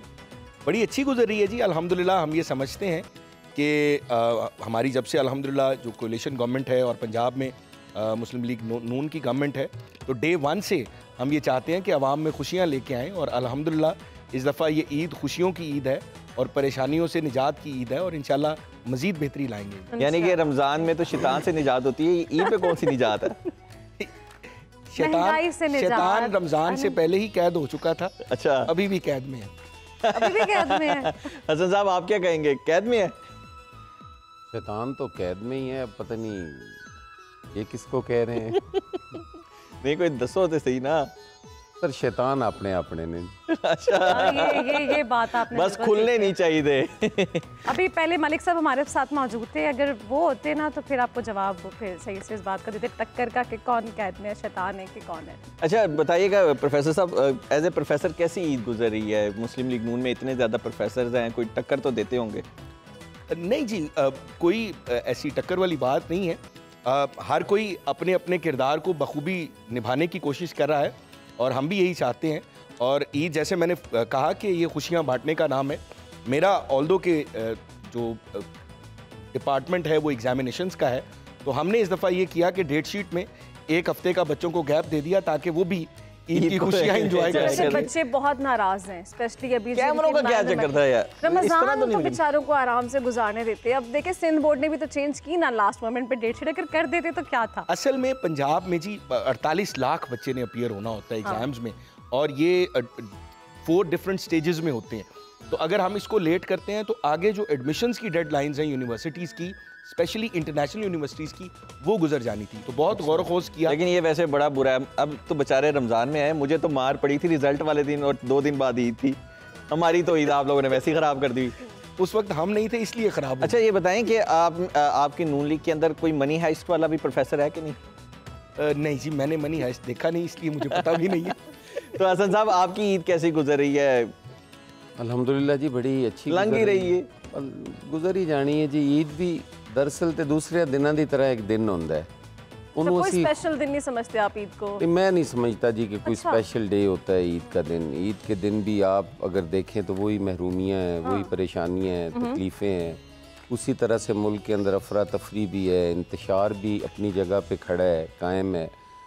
तो उस दिन को हम ज़रा खुशी खुशी गुजार देते हैं। अच्छा, यानी कि एक हालात ने अब ये सिखा दिया कि हमेशा से आपने ईद को कोई एक्स्ट्राऑर्डिनरी दिन नहीं समझा। नहीं देखें, एक्स्ट्राऑर्डिनरी दिन कैसे है, आप कोई भी पॉलिटिशियन ले लें, मेरी जो जॉब है वो लोगों से वैसे ही मिलने का। क्या ईद के दिन सारों के मरीज़ ठीक हो गए होंगे? क्या किसी का फ़ोन नहीं आया होगा कि आज मेरे मरीज़ को दवाई नहीं मिल रही, मेरा मरीज़ दाखिल नहीं हो पा रहा? किसी का फ़ोन आया है कभी? हमेशा आता है। तो किसी का ये फ़ोन आया कि सर जी मेरी जुत्ती चुकी गई है? सर ਇਹ ਤੇ ਤੁਸੀਂ ਬੜੀ ਵੱਡੀਆਂ ਗੱਲਾਂ ਪੁੱਛ ਰਹੇ ਜੇ। ਜੁੱਤੀ ਚੁੱਕੀ ਜਾਣੀ ਤੇ ਬੜੀ ਵੱਡੀ ਗੱਲ ਹੈ। ਸਾਡੇ ਨਾਲ ਤੇ ਅਸੀਂ ਜਿਹੜੇ ਪੋਲੀਟੀਕਲ ਵਰਕਰ ਆ, ਸਾਡੇ ਨਾਲ ਤੇ ਲੋਕ ਛੋਟੀਆਂ ਛੋਟੀਆਂ ਚੀਜ਼ਾਂ ਸ਼ੇਅਰ ਕਰ ਰਹੇ ਹੁੰਦੇ ਨੇ। मियाँ बीवी की लड़ाई भी ਅਸੀਂ निपटा रहे होते हैं तो उत्थे। तो कैसा लगता है कि ईद वाले दिन भी पहले भी आप लोगों के साथ ही होते हैं, ईद वाले दिन भी लोगों के साथ ही होती है, एज ए सियासतदान ईद कैसे मुख्तलिफ बनाने की कोशिश करते हैं? वो कह रहे हैं मुख्तलिफ है ही नहीं, हमारी मुख्तलिफ होती नहीं है। देखिए जिस दिन ईद है उस दिन भी लोग वैसे ही आते हैं। कोई ईद मिलने आ रहा है, कोई वैसे अपना टाइम जो है वो एंजॉय करने के लिए घर से निकला है तो उसने कहा भी चलो मिलते जाएं। साहब फिर आप तो बहुत ही ड्राई ईद गुजारते हैं। नहीं ड्राई नहीं होती, मुख्तलिफ नहीं होती तो फिर इसमें क्या एंटरटेनमेंट क्या है? देखिए आप पॉलिटिशियन से क्या एंटरटेनमेंट चाहती हैं? अच्छा चले पॉलिटिशियन से थोड़ा सा निकल के ज़ाती ज़िंदगी की बात करें। घर में कैसा माहौल होता है? वालिदैन के साथ सारे बच्चे, सारे घर वाले जो हैं वो बिल्कुल ईद सेलिब्रेट कर रहे होते हैं, अपने तौर पे ही कर रहे होते हैं ना। हम तो उन्हें ईद वाले दिन भी उतना ही टाइम ही देते हैं जितना वैसे दिया जाता है नॉर्मल डेज़ में। उसी टाइम हमने तो बाहर आना है, लोगों में बैठना है, मिलना है, ईद पढ़ने जाना है, पढ़ के आना है तो लोग आए होंगे मिलना जुलना। अच्छा बचपन की ईद का थोड़ा तस्करा आपके कर लें। बचपन में टाइम हम भी एंजॉय करते थे। फर्क सिर्फ इतना था कि उस टाइम ईद लेते थे, अब देनी पड़ती है। उस वक्त ईद के बाद सो भी जाते थे, अब सोना नहीं पड़ता। इसलिए थोड़ी सी मुख्तलिफ लगती है। ये पैसे जो है ना जेब से जा रहे हैं, पैसे आ रहे होते थे। ऐसे सियासतदान वैसे ईदी लैन का भी रिवाज है कि बस देन दा ही है? नहीं ऐस उम्रे ते कोई रिवाज नहीं। हुण ते देन हमारे साथ है। तो हैदर साहब ईद मुबारक आपको। भाई थैंक यू, आपको भी और तमाम देखने वालों को मुबारक। कैसी गुजर रही है आपकी ईद और क्या डिफरेंट है? क्या ये अल्हम्दुलिल्लाह अल्लाह का करोड़ा बार शुक्र है कि बहुत अच्छी गुजर रही है। और देखें पहली बात ये कि पूरा रमज़ान आप एक ईद के लिए प्रिपरेशन कर रहे होते हैं, एक रिवॉर्ड है आपके लिए। एग्जैक्टली रमज़ान जब जाता है तो ईद उल फितर का हमें तोहफा देके जा रहा होता है, तो उसको आपको आई थिंक पूरी तरह सेलिब्रेट करना चाहिए विद फैमिली एंड फ्रेंड्स। और हमारे यहाँ तो ईद टरू मरू पता नहीं क्या कुछ बन गया हुआ, लेकिन आई थिंक ईद पहले दिन की होती है। बाकी तो फिर बच्चों के साथ और फैमिली के साथ ही सेलिब्रेट कर रहे होते हैं। So I feel like you should celebrate it, it's a moment to celebrate and have fun. हाँ, और एक बात मैं और भी कहना चाहूँगा कि ईद के मौके पे जितने भी लोग आपसे मिलते जुलते हैं और जिनके दिल में आपके लिए कुछ रंजिशें हैं या आपस में कोई लड़ाई झगड़े हो जाते हैं आपस में लोगों के, you should forgive and forget. आपको जफ्फी डाल के पंजाबी में जफ्फी पा के भूल जाओ, छोड़ दो। बिल्कुल बिल्कुल। जब आप ईद मिल रहे हैं ना तो वो नफरतें, कदुरतें और जो आपने बुग़्ज़ और ग्रजेस होल्ड किए हुए ना वो भी साथ कुर्बान। ये बहुत अच्छा मौका होता है कि माफ़ कर देंगे किसी को। और अल्लाह ताला को माफ़ी का अमल बहुत पसंद है, बहुत ज़्यादा पसंद। इसलिए आप कोशिश ये करें कि इस मौके पे लोगों को माफ़ कर दें, छोड़ दें। उनमें से क्या निकालना है अपने लड़ाई झगड़े से, इसलिए ये उसको मिल के सेलिब्रेट करें। You will have so much fun, believe me. अच्छा एज ए स्टार सन आपकी ईद कैसी होती थी? कि हम लोग जब देखते थे, हमारे लिए तो वो टीवी पे एक क्रिस्मा था, तो आप जब स्टार्स के अंदर जाते थे, जाहिर बात है वालिद साहब इतने बड़े फनकार थे और इतने बड़े लेजेंडरी अदाकार थे, तो लोग जब आते थे उनके पास और दीगर इंडस्ट्री के लोग आते थे, बड़े बड़े नाम आते थे, तो उस वक्त ईद कैसी होती थी और ईदी कौन सबसे ज़्यादा देता था? अब्बू ऑफ कोर्स अब्बू अम्मी से मिलती थी। और मेहमानों की बात कर रहा हूं, कहते नहीं है मैं तेरा चाचा पुत्र, टेंशन नहीं लेनी। असल में अब्बू जी के पास टाइम बहुत कम होता था उनके पास। ईद के लिए शूटिंग इतनी हो रही थी, फिल्म के लिए रेडी होते थे कि फिल्म रिलीज़ होनी है ईद पे। ऑन ईद एटलीस्ट 8-10 फिल्में उनकी लगती थी। अच्छा।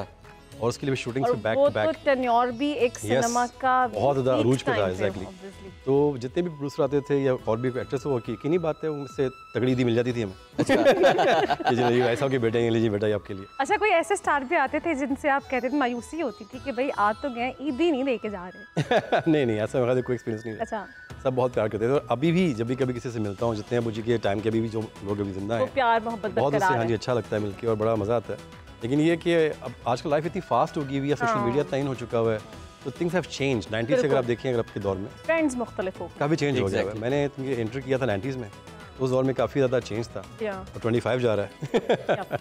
मोहसिन साहब हमारे साथ हैं। मोहसिन साहब, आपको भी ईद मुबारक। कैसा गुजरा ईद, कैसे गुजारते हैं? बहुत अच्छी। आपको पता है ईद होती है अपनों के साथ। मेरे ख्याल में ये है कि आप ईद होती है दूसरों के लिए, एक दूसरे को आप खुशियाँ बांटते हैं। ठीक है, जब आपके अपने पास हों, ठीक है, तो मज़ा फिर दोबारा हो जाता है। तो क्या ही बात है ना उसी की। मोहसिन साहब, आप नाम की मोहसिन है या वैसे कुछ मोहसिन वैसे भी हैं? मैं बिल्कुल मोहसिन हूँ, एहसान करता हूँ मैं गाना। तो फिर एहसान करो, फिर कोई सुनाई दियो। ज़ियाद भी हो तो मोहसिन भी हो। जरूर। एक मैं पंजाबी का गीत पेश कर रहे हैं जी, मैं हसन साहब ਨੂੰ डेडिकेट कर रहे हैं माशाल्लाह, क्योंकि हसन साहब ने ਜਿਹੜਾ इजहार किया दुख का इजहार, तो मैं कोशिश करना कि बस सानू रुलाना ना। मैनू आखिया जी, मैं तुहानू क्या ठीक, मेहरबानी। अच्छा मुज़म्मिल साहब, आपकी ईद कैसी गुजरती है अमूमन, और जब से ये ओहदा मिला है उसके बाद से कैसी गुजर रही है? अल्लाह का बड़ा शुक्र है, बड़ी अच्छी गुजरती है और फैमिली के साथ गुजरती है, फ्रेंड्स के साथ, रिलेटिव्स के साथ। बच्चे आ जाते हैं और बच्चों के साथ ईद गुजारने का एक अपना ही लुत्फ़ है। फैमिली मेम्बर्स के साथ ईद गुजारने का एक अपना मज़ा है। और ख़ास तौर पे जैसे अभी भाई ने कहा कि ईद तो खुशियाँ बांटने का नाम है। असल में जब आप दूसरों के लिए खुशियों का एहतमाम करते हैं तो उससे अल्लाह ताला आपके दिल को भी एक मुसर्रत और खुशी अता फरमाते हैं। तो मैं तो जी ईद को बड़ा इंजॉय करता हूँ और एक ख़ास दिन के तौर पे ईद का बच्चों के लिए कोई ऐलान ही कर दें फिर। अब बच्चों के लिए जी बड़ा अच्छा ऐलान है पंजाब के बच्चों के लिए कि इंशाल्लाह जो बच्चे मेहनत करेंगे इस दफ़ा उन्हीं की पोजीशंस आएंगी और उन्हीं के अच्छे मार्क्स मिलेंगे और अच्छे ग्रेड्स मिलेंगे। उनका हक इंशाल्लाह कोई नहीं लेगा इस दफ़ा। अब वो जो बच्चे कह रहे हैं हमने इबादत पे ज़्यादा फोकस किया, वो बेचारे क्या करें? उनकी दुआएं कबूल हो गई है ना, उनकी दुआएं कबूल हुई हैं तो ये आसानियाँ पैदा हुई हैं, वरना तो बड़ी मुश्किल है। नाज़रीन, हम एक छोटी सी ब्रेक पे जा रहे हैं। ब्रेक के बाद जब वापस आएंगे तो हमारे गेस्ट के लिए बहुत सारे सवालात हैं, हमारे साथ रहिए।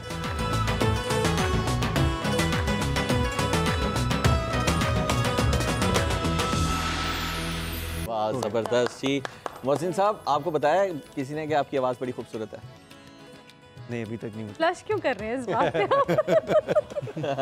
ये तो सनम नहीं क्योंकि ये सनम से बाहर ही नहीं आते। रोज याद कर दे जिन्हें तुहानू नहीं मिला। वो कह रहे हैं आपका गम और इनका गम जो है ना एक बराबर है शायद, तभी उन्होंने सॉन्ग भी देखे आपको डेडिकेट कर दिया। माशाल्लाह। जिवें तानू हुकूमत नहीं मिल रही, उन्होंने सनम नहीं मिल रहा। शांत मिल गई है नंदी शक्ल तो कैसे निभ रही है? बहुत आला जी, खूबसूरत। ऊपर से कह रहे हैं दिल से दिल से नहीं दिल से ये अल्हम्दुलिल्लाह। और आप जो इकोनॉमिक इंडिकेटर्स हैं आप वो देखें, मुआशी इशारे देखें, मुल्क की बेहतरी की तरफ हम तो उनके इशारे देख रहे हैं जनाब, इशारियों को छोड़े। सवाल है, अवाम का सवाल है, आम जनता का सवाल है। वे कहते हैं आईनी ओहदे सारे जो है ना पीपल्स पार्टी ने ले लिए और जिस पे मलबा आना है ना वो सारे नून लीग के पास है। ये कैसे? नहीं, बिल्कुल ऐसी बात नहीं है। हम जब कोएलिशन में हैं तो हम हर चीज़ के लिए इक्वली रिस्पॉन्सिबल हैं। क्रेडिट भी सारे मिल के लेंगे और अल्लाह ना करे अगर कहीं पे कोई खामी है तो वो भी हम मिल के करेंगे, या हम इसको तस्लीम भी करेंगे। हम इतने खुले दिल के मालिक हैं कि जहाँ पे कोई खामी होगी उसको तस्लीम करेंगे। ऐसी बात इत्तेहादी हो तो ऐसे हो भाई, फिर ना बिल्कुल ऐसे ही है। जिस तरह दिल खोद रहे हैं तो नहरें जो खुद रही हैं उसके बारे में क्या कहेंगे? सर वो भी सफाई के लिए खोद रहे हैं, इसलिए नहरें खोद रहे हैं ताकि बाल सफाई बड़ी जरूरी है। नहरों की सफाई ना हो तो आगे आने वाले वक्तों के वो कह रहे हैं 6 एक्स्ट्रा बाल सफाई कर दिया आपने। क्या कहेंगे हसन साहब? इत्तेहादी ऐसी हैं। अच्छा, ये हुकूमत ने देख ले अभी तजाद आ गए स्टेटमेंट के अंदर। नहीं, ताईद है, ये तजाद नहीं, ये ताईद है। अच्छा अच्छा अच्छा, मैं कह रहा हूँ कि हम इत्तेहादी हैं, ये हुकूमत है और बिल्कुल मलबा भी हमने इकट्ठा ही उठाना है। लेकिन हम इन्हें कहते हैं कि अगर हमने मलबा इकट्ठा उठाना है ना तो हम मेहनत भी आपके साथ मिलके कर ले। मेहनत कलिया ना करो। नहीं जी नहीं। तो सर इस इत्तेहादी हुकूमत पे कोई चुटकिला बताएं कोई। सर चुटकुले तो जदों तुसी गल करोगे, अगर कोई गल निकली, साडे दोस्त जिहड़े ने थोड़े जिहे बड़े इस्लामी टच, पीपल्स पार्टी नूं थोड़ा जिहा गिणिया जांदा है कि थोड़ी लिबरल किस्म थोड़ी जी लिबरल है, या कई जगह ते सानू बिल्कुल ही काफर कर दिता जाता है लेकिन किसी महजब जगह ते होई है तो जरा लिबरल कह देंगे। वो एक 2008 तो 13 वाली असैम्बली असी इकट्ठे सां ते ख्वाजा इमरान नज़ीर साहब सन, एक करारदाद पेश हुई कि ए मेरे सनम ते ए गाने ते इंडियन कल्चर ए साडे कल्चर नूं तबाह कर रहे हैं। कानूनी गल ऐसी, मैं हुण बैठा सा, उदों असीं इत्तेहादी भी सां। अच्छा, 1 महीने उदों इत्तेहादी रहे तो मैं उठिया तो मैं कहा भाई यार ये साडा इस्लाम या कल्चर एडा नाजुक नहीं है भी कदी इंडिया आएगा तो रुड़ जाएगा, ख्वाजा परवेज़ साहब के गाणियां नाल साडा कल्चर तबाह हो जाएगा, ये इंज दा चक्कर नहीं है। ते नाले जो तुसी यार आप करदे हो वो लोगों नूं भी करन दिओ। कल दी गल है, ख्वाजा इमरान नज़ीर ते मैं इकट्ठे जा रहे सां, मैनू बार बार आंदा गाना ला ना ओ जेड़ा जफ्फी गुट के जे पा एक बार तो दूसरे दिन आया तो मैनू आंदा यार तू मरवाता, मैनू सारे गा रहे लेंदे तू कैसे गाने सुनते है? ते वो हाफिज भी ने मैं कहा यार मैं तो तेन छेड़ रहा सोच सका मेरे तो घर तक खबर पहुंच गई, तू मरवाना है कि चाहता की? साडे इत्तेहादी ने जी जरा। आपका इत्तेहाद कैसा गुजरा है? नहीं जी बड़ा अच्छा गुजरा है इत्तेहाद। और मैं वैसे एक इज़राए तफन्नुन इसमें इजाफा कर दूं, अगरचे मैंने वो स्पीच तो नहीं देखी लेकिन गाना वो जो सुन रहे थे वो पाकिस्तानी गाना ही सुन रहे थे। पाबंदी पे जो करारदाद ला रहे थे वो इंडियन गानों की थी, तो गुजरा वाला गाना जड़ा है वो इंडिया वाले नहीं गा सकते। ठीक है हैदर साहब से हम थोड़ी गुफ्तगू इस पे कर लेते हैं। आप बहुत आगे निकल गई है वो, ईद मिलने में वो चली गई है। अच्छा म्यूजिक की बात हो रही है, म्यूजिक टेस्ट आपको लगता है कि जो पहले उस टेन्योर में था आपके वालिद साहब के टेन्योर में और अब जो टेन्योर है कितना डिफरेंस देखते हैं और क्या समझते हैं आप? डिफरेंट काफ़ी ऑफ कोर्स, लेकिन ये कि अब के गाने हफ्ते के होते हैं, एक हफ्ते बाद गाना खत्म, लोगों को भूल जाता है, एवरग्रीन नहीं होते। हाँ एवरग्रीन नहीं होते। उस दौर के गाने अभी भी आप देखें, सोनी तवी हो गया ये वो, तो अभी भी सुपर चलते गाने। अदाकारी के साथ साथ गुनगुनाने का भी शौक रखते हैं? नहीं मुझे बिल्कुल भी नहीं है, सिर्फ एक्टिंग का रहा है और कुछ हद तक मार्शल आर्ट्स का रहा है। अच्छा तो ईद के 2-3 दिन होते थे तो अब्बा जी की तो आपकी 5-6 फिल्में लगती थी, तो कैसे कंपनसेट करते थे सर जगहों पे? बहुत मुश्किल होता था उनके लिए, बहुत मुश्किल होता था। तो आप कैसे याद रखते थे कि अब्बू ने इतनी फिल्में पे काम किया है? ये देखने जब अखबार खोलते थे ना उस दौर में, शायद उनको सबको याद होगा, उसमें पूरा एक पेज भरा था। जी। उसमें मतलब पूरी फिल्में राय साहब की और उसको 2-4 उर्दू भी बीच में आती थी, क्योंकि वो जो मैं कहता हूँ कि सुल्तान साहब एक दौर का नाम माशाल्लाह, एक इतना ह्यूज एक स्टारडम था उनका कि उसके अलावा फिल्म बिकती नहीं थी। तो लोगों को वेट होता था कि यार ईद पे कोई ऐसी फिल्में आएंगी जो मतलब है कि हम लोग देखेंगे उसमें, और कोई ना कोई उसमें मैसेज होता था, अच्छा काम करोगे तो ये होगा, बुरा करोगे तो ये होगा। तो अब्बा जी की कौन सी फिल्म का नाम सबसे ज़्यादा पसंद आया? क्योंकि ज़्यादातर वो गुज्जर और वो मोला जो सुपर हिट जो सी फिल्में हैं उनमें से बशीरा उनकी जो ऑल टाइम फेवरेट रही है, जो मुझे भी बड़ी पसंद है। अब नाम के हवाले से बात करो, नाम के हवाले से बात ही करो। और अगर कहें तो बाबू सद के तेरे मुझे बड़ी पसंद है उनकी। अच्छा, अगर आप फिल्म देखें तो आपको हमेशा रुला देती, इतनी सेंटिमेंटल फिल्म है। और मौला जट तो ऑफ कोर्स आज तक बल्कि बाहर असेंबली में भी अभी तक डिस्कस होता है कि यार ये तो मौला जट बनते जा रहे हैं, ये हो रहा है वो हो रहा है। तो ये बात है कि एक आइकॉनिक लेवल पे जो चीज़ चली जाती है तो फिर वो हर जगह पर डिस्कस होती है। हैदर साहब अदाकारी क्योंकि आपको शौक है, आपका प्रोफेशन भी है, तो कुछ अदाकारी करवा दें हैदर साहब से। तो एक डायलॉग आपको देते हैं, आपने उससे 3 मुख्तलिफ अंदाज में बोलना। अच्छा प्लीज़ बताइए इब्राहिम क्या वो इनके लेजेंड अच्छा, मौला ना मारे। नहीं क्योंकि आज ईद है तो ईद के हवाले से आप बोल दे। अच्छा आज ईद है, इसको आपने बोलना है खुशी के अंदाज में, फिर दुख के अंदाज में और फिर हैरत के अंदाज में, जैसे कपड़ों की शॉपिंग रह गई और कोई तैयारी नहीं किया, आज ईद आ गई है। अच्छा ठीक है, आइकॉनिक डायलॉग उनसे है वो थिंक। और अगर सुल्तान रईस साहब जिंदा होते वो आखिर में कैसे उनके अंदाज में भी फिर आखिर में? अच्छा डायलॉग सेम ही? डायलॉग सेम है। अच्छा फर्स्ट क्या बोला था? आज ईद है। नहीं मतलब है कि क्या खुशी के पहले खुशी में, फिर थोड़ा उदासी में और फिर हैरत में। अच्छा चलो वो जो आपने भी आइकॉनिक जो डायलॉग अबू जी का है, जो मौलाना मौलाना मारे, उसी को कर लेते हैं। जे मौलाना मौलाना मारे तो मौला नहीं मरता, कॉमेडी में हो गया। अगर आप उसमें आते हैं अपना सैड में, जे मौलाना मौलाना मारे ये मौला नहीं मरता। नाइस। और अगर आप आते हैं अबू जी के स्टाइल में आते हैं, नहीं पहले हैरत में, हैरत में ये मौलाना मारे मौला नहीं मरता, ठीक हो गया, ठीक है। वालिद साहब के अंदाज में जरा वो अच्छा मजे की बात ये है अबू जी का ये जो ओरिजिनल उन्होंने बोला हुआ है वो इतना लाउड नहीं है। अगर फिल्म में देखें ना बड़ा कैजुअली बोल दिया उन्होंने, लेकिन उतना हिट हो गया माशाल्लाह से। लेकिन ऑब्वियसली लोग कहते हैं जिनका लाउडिज्म बहुत ज़्यादा फेमस है, तो उस हवाले से अगर बात की जाए तो जे मौले नु मौलाना मारे ते मौला नहीं मरदा। ओह क्या बात है, ये झलक नजर आई है बिल्कुल बेस्ट सही, ठीक है वालिद साहब की। अच्छा मोहसिन, आप भी कुछ अदाकारी का शौक रखते हैं या सिर्फ गुलकारी? मैं रिसेंटली मेरा एडमिशन हुआ है एनसीए कॉलेज में, नेशनल कॉलेज ऑफ आर्ट्स में। माशाल्लाह नाइस। तो वैसे मेरे डिग्री म्यूजिक की है, बट सोसाइटीज़ ड्रामेटिक सोसाइटी वो मैंने ज्वाइन कर ली, मुझे शौक है एक्टिंग का। ओके, तो आगे इरादा है एक्टिंग में जाने का? एक गानों से लगता है सनम कदा वाली बात सनम के पीछे पड़ गए। सनम और वो कह रही एक तो मुझे सनम मिला नहीं और आप ना मिले हुए सनम के पीछे पड़ गए। सनम और कलम, इनके दोनों गानों के अंदर आप देखेंगे वो एक जैसे ही लगते हैं। मैं एक बात बताऊं आपको, टेक्निकल बात बताऊं कि जो सिंगर होते हैं ना या एक्टर भी होते हैं, उनके अंदर कोई ना कोई पेन रहनी जरूरी होती है, कोई हर्ट अंदर से होना जरूरी होता है, तभी वो आपके अंदर से चीज एक्सप्रेशन के थ्रू बाहर आती है। सर उनको ना मिलने का गम है, वही तो कह रहा हूँ, सनम नहीं मिला तो अंदर गम है ना, अगर मिल गया तो खत्म हो जाएगा इसका। वो कह रहे हैं और अगर मिल के चला गया वो ज्यादा बेहतर नहीं था। लग रहा मिल के चला गया लगता है। अच्छा हसन साहब अभी कहते कि पॉलिटिशियंस की उन्होंने बात की कि ईद वैसे ही गुजरती है। अच्छा पॉलिटिशियंस आपको लगता है कि ज़ाती ज़िंदगी में कोई गुलकारी का या अदाकारी का शौक है, कोई ऐसा शौक जो कि पॉलिटिशियंस तक ना सिर्फ महदूद रखा जाए, कोई ऐसा शौक रखते हैं? बड़ा डेंजरस क्वेश्चन पूछ लिया आपने। एक सेकंड सोच रहे हैं हसन साहब अभी? मैं सोच नहीं रहा, सोचने वाली क्या, शौक तो हर आदमी के होते हैं। अच्छा क्या शौक है फिर हॉबीज में? मैंने बड़ी फिल्में देखी हैं जी, सुल्तान राई साहब की जो थी, हाजी साहब की फिल्में मैं बड़े शौक से और हर ईद पे देखता था, और उस वक्त लाइनें लगती थी, मैं पिंडी होता था।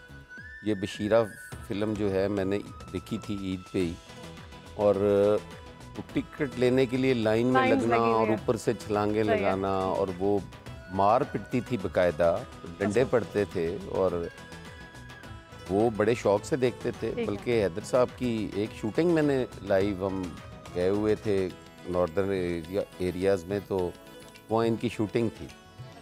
मैंने वो इनकी ज़िंदगी में या वो शूटिंग वाले दिन इन्हें देखा है या अच्छा वो किस ईयर की बात है? 90s की दौर, ये 90s की है। तो कोई परसेंटेज दे के टिकट लेते थे? टिकट जो थी मैं पंजाब में लेता था जी। सही। अच्छा सवाल वही रह गया, जवाब नहीं दिया। गुलकारी का, अदाकारी का, स्पोर्ट्स का, किसी और चीज का शौक? या पॉलिटिशियन ना होते तो फिर क्या होते? पॉलिटिशियन ना होता तो फिर भी मैं एक आम आदमी होता। आज भी एक देखिए पॉलिटिशियन एक वो कोई ये नहीं है कि वो लोगों से कोई डिफरेंट होते हैं। एक सॉफ्ट टारगेट है, पॉलिटिशियंस को बंदा टारगेट कर लेता है कि ये तो इस तरह के ही होंगे। अच्छा। इंतहाई आम आदमी होते हैं, वो चाहे प्राइम मिनिस्टर ऑफ पाकिस्तान हो, चाहे वो एक आम कारकुन हो, वो बिल्कुल आम आदमी है और वो सुनता है लोगों को। कोई कम सुन लेता है, कोई ज़्यादा सुनता है, वो सुनता है। तो हसन साहब कोई जब बंदे को, जाहिर बात है एक अगला बंदा गम में आता है, लेकिन वाकया ऐसा होता है कि हंसी आ जाती है बंदे को, तो उस वक्त क्या करते हैं? कई वाकयात ऐसे होते हैं कि एक आदमी अपना दुख बयान कर रहा होता है, लेकिन वो दुख इस नौइयत का होता है, जैसे अब आपने सूट गुम गया किसी का, मरीज़ मोहब्बत ही बना दिया है, पेन भी डाल दी है। बिल्कुल। देखें अब जैसे मैं उनका गाना सुनता हूँ, मुझे उनकी सेहत का बड़ा वो मैं सोच रहा हूँ कि सेहत जेड़ी है वो बहुत वीक है। अच्छा, तो आप उनके गाना कोई फोन जो है वो डबल कर दे गाना सुना। तो उन्हें डेडिकेट कीता है गाना, मैं तो उनका वैसे ही बड़ा मम्मी। आप भी कोई डेडिकेशन कर देना उनके लिए, कोई एक दो अशार अगर आप गुनगुना दें। एक तरफा मोहब्बत नहीं होनी चाहिए, दो तरफा होनी चाहिए। कोई नहीं मोहब्बत उन्हां वाली ते मैनू मिली ही नहीं बचपन तो, बहुत ढूंढी है। चलो तुसी तलाशा दे दियो पुत्र, कोई नहीं तेरे ते भी पूरे दिन इंशाल्लाह कामयाब होणगे। जिस मेहनत नाल खलूस नाल गा रहे ने, इंशाल्लाह ताला एक दिन बहुत बड़ा ना होएगा और मोहब्बतां पीछे होणगी। तो कोई है ते कोई आप भी कोई खूबसूरत सा गाना कोई? मैं गाना ना ही गावा तो बेहतर है। गाना मुज़म्मिल साहब से सुन लेते हैं। मुज़म्मिल साहब अगर आप। हाँ जी, मुज़म्मिल साहब जी बहुत अच्छा गाना। हम नहीं, मैं एक गुलकारी का तो मेरा नहीं है। अभी हैदर भाई ने भी कहा और उसा भाई ने भी कहा और मोहसिन भाई ने तो खैर सनम और दुख। और वो मुझे जहन में वो मुनीर नियाजी साहब की एक नज़म है, कल दी गल। कहते ने कि जी कल बैठा कुछ सोच रहा सा, गल एक गुजरे वेले दी, अपने पिंड दे पिपलां हेठां छोटी ईद दे मेले दी। मैं जेड़ा मशहूर हाँ इन्ना दिल दे पेत लुकावन विच, क्या बात है, गम दी तिखी चीख नूं घुट के उपरों हसदा जावन विच, उस पुराने दिन दे विचों करके याद एक मौके नूं जोर भी ला के रोक नहीं सकिया अपने दिल दे होके। क्या माशाल्लाह माशाल्लाह माशाल्लाह। मुजम्मिल साहब मुझे ये बताएं, कोई महंगाई शंगाई कोई कम होनी है कि नहीं? ऑलरेडी कम हो गई है जी, और मजीद आगे। रमज़ान में जनाब अंगूर आपको 1000 रुपए किलो, अनार आपको 1000 रुपए किलो, चीनी 164 कर दी, वो भी 6 रुपए कम कर दी, इतनी बड़ी। ये देखें, शुक्र करें।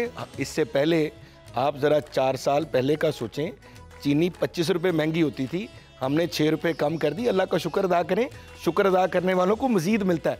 और आप हर फ्रूट अलग अलग लेके ना खाएं, फ्रूट चाट खरीदा करें, आपको 1000 रुपए वाला एहसास नहीं आएगा।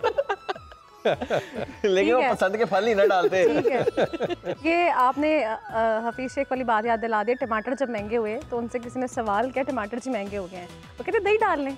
आपने कहा फल महंगे हो गए जी, अलग अलग मत लें, फ्रूट चाट बना लें। फ्रूट और ज्यादा फल मिल जाएंगे ना, 1000 रुपए का एहसास नहीं होगा। आप कह रहे हैं फल ना ही छटो, सबरदा फल ही ला लो, शायद मीठा निकला है। बिल्कुल।